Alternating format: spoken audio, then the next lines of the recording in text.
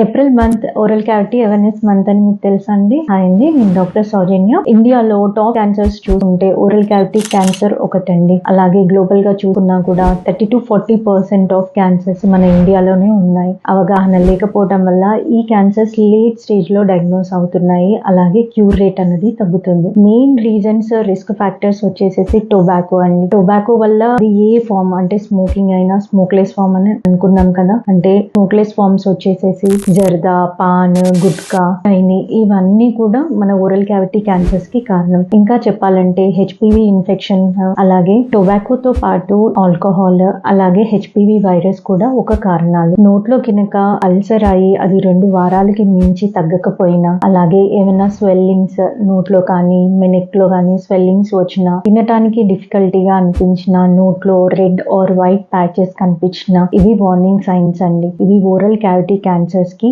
కారణం కావచ్చు. కాబట్టి మీ దగ్గరలో ఉన్న డాక్టర్ ని వెళ్ళి సంప్రదించి మీ ఓరల్ క్యావిటీ ఎగ్జామినేషన్ అనేది చేయించుకోండి. ఈ సింపుల్ ఓరల్ క్యావిటీ ఎగ్జామినేషన్ వల్ల మీరు క్యాన్సర్ నుంచి కాపాడుకోగలుగుతారు. ఈ ఏప్రిల్ మంత్ లో టొబాకోని తగ్గించండి. అలాగే oral cavity checkups, screening checkups చేయించుకోండి. దీని వల్ల మీ లైఫ్ సేవ్ అవుతుంది. ఎప్పుడైనా ఎర్లీగా డిటెక్ట్ చేస్తే ఓరల్ క్యావిటీ క్యాన్సర్స్ కి క్యూర్ రేట్ చాలా ఎక్కువగా ఉంటుంది. కాబట్టి టొబాకోని మానండి. అలాగే ఈ వీడియోని షేర్ చేయండి. మీ చిన్న షేర్ ఇంకొకరికి లైఫ్ ని సేవ్ చేయొచ్చు. Thank you.